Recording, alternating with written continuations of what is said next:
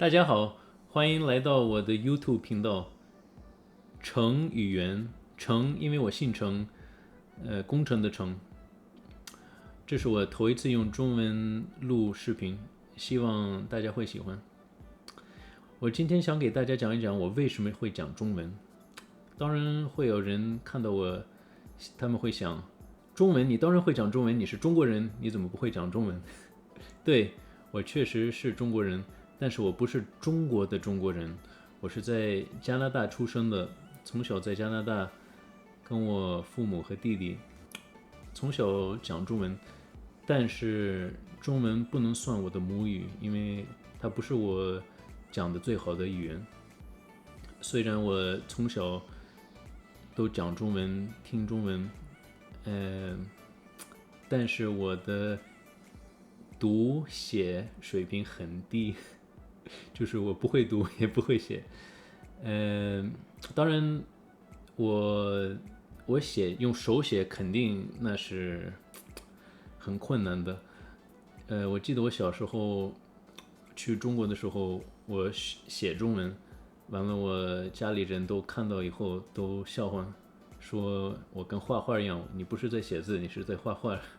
也确实，因为中文写字很难。读呢，我会读一点，我会日常话我会读，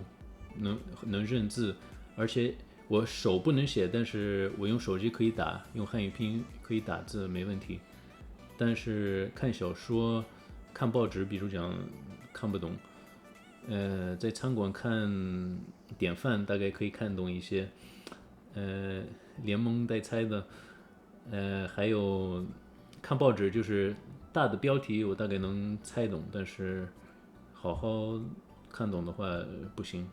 因为我从来没有在中国住过，我没有在中国上过学，我在加拿大也没有上过中国学校，很多在加拿大长大的中国人，他们父母都把他们放在中国学校要学中文，我的父母没有这样子做过，也没有逼着我做，但是在家里一直是讲中文，所以我很高兴我能保持我的中文没有忘记它，还是能讲，但是比较困难，因为我只是在家里用中文，我在外头虽然加拿大有很多中国人，我用的机会不多。在加拿大有意思的是有很多像我的在这儿出生的中国人，但是很多时候父母跟小孩讲中文，但是小孩用英语回答。刚开始更小的时候可能用中文回答，但是长大了以后就开始用英文回答了。完了过一阵，中文连讲都不会讲了，想讲都不能讲，就父母跟父母讲中文，小孩讲英文，就是这样子来回。我小时候去过很多次中国，主要是上学放假的时候去一两个月。而且我也试着学过中文，就是读写，但是确实是很难。我是中国人，我都觉得很难，所以你想一想，外国人学中文会多难的事情。每次我见到外国人他们会讲中文的，我就觉得哇，太棒了，太厉害了。因为中文不只是有声，一声、两声、三声、四声，我都很多次都搞不清楚到底是哪个声，写拼音的时候也不太清楚，但是一般能写出来。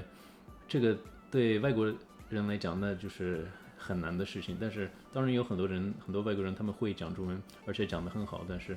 不多。不只是这个，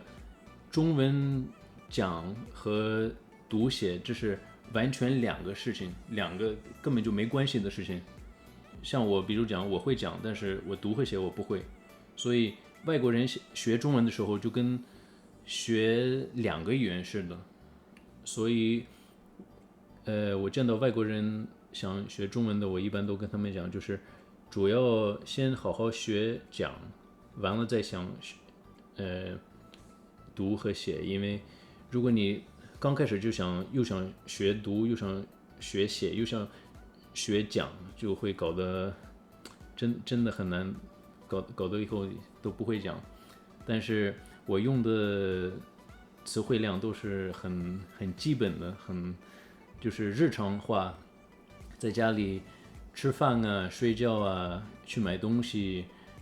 出去玩这一类的东西，更难的话我就说不太出来了。我能听得懂，但是我讲不出来，因为我在家里我从来没用过这些话。如果你不用的话，那你就很难能讲出来。比如讲看新闻啊，看中文连续剧，我大部分都能听得懂，但是很难听得懂的事情就是